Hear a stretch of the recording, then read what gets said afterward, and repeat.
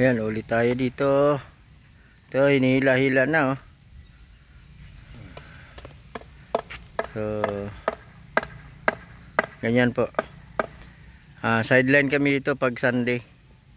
Pag Linggo po. Ayan, pag nagdag ng ating allowance, pambili ng gamot. Ito yung ating masisipag na manggagawa. Ito naman nakapula si Mang Al. Nagda-drive yan ng truck pag mula Lunes hanggang Sabado. Pag Linggo bakante, dito naman kami. Sayang naman po yung ating Linggo. Ayan, pati si John. So isang lote to, isang lote. Nakuran. So ako lang po yung namili ng mga gamit, nagbigay ng pera yung may-ari, si Ma'am Rose. No? Ma'am Rose po nagbigay. So ayun po. Magkatabi po kami ni Ma'am Rose dito. Ayan. Kaya masipag din tong dalawang to. Napakasipag, oh. Kahit nakikita na yung brief, brief pa yun. Hindi pala. Akala ko brief na yun eh. Tingnan yan, lalakas oh. Tingnan yung lakas. Pati si John. Ito si John, mayat nga eh. Dati, laki ng katawan nito. Nagkaroon ng dalawang asawa, 3 ba yun? Hindi, kaya nga, ganito, pumayat.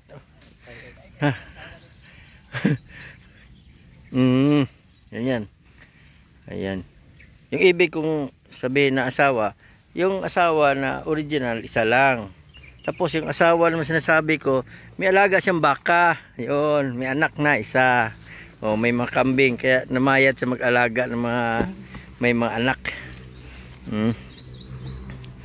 Ayan. So may okra sa loob. Kinakuya na yan. So yung kalsada dito hanggang doon, ito yung phase 1 po to dito. Yung sa amin dyan. Phase 1, yung sa akin dyan sa dulo. And then dito din po. Ayan. So kailangan isa na tayo magbakod. So mga kaibigan, ayan mga ka-agri. So balak namin tanimal dito ng saging. Ayan, napakainit po. Sobrang init. Ayan. Bawal daw sa may mga sa may mga karamdaman. Pero kailangan natin magsikap. Sayang yung araw. Init. Napakainit. Malunggay, dami pong dito. May garden sila. Ayan, malapit na matapos. Bilis, isang linya na lang pataas. Ayan. So, okay na yan. 1,000 isang tao. 2,000 yung libor. So, sino gusto magpagawa dyan? Mag-message na po kayo sa amin. Ayan. Ito yung aming hanap buhay pag Linggo. Pambili ng gamot. Ewan ko kung brief ba yan sa likod. Karugtong ba yan sa pantalon niya, style yan, Ganda ng style na yan. Binata pa to. Grabing sipag ito. Ayan.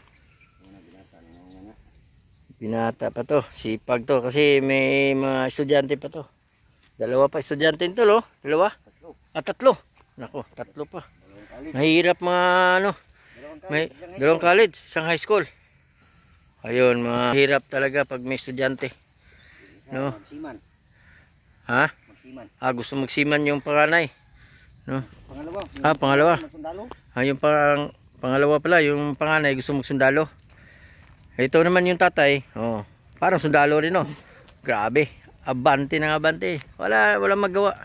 Kahit ako, may sakit ako. Pero trabaho pa rin.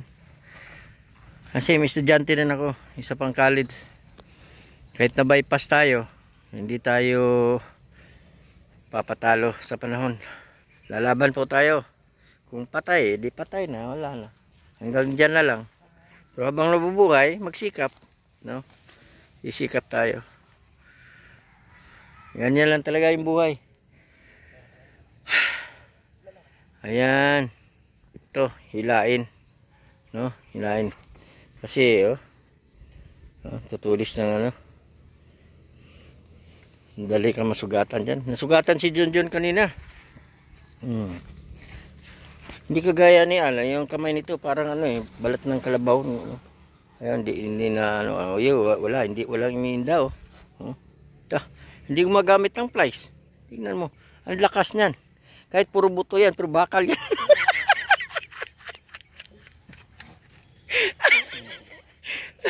Ganyan yung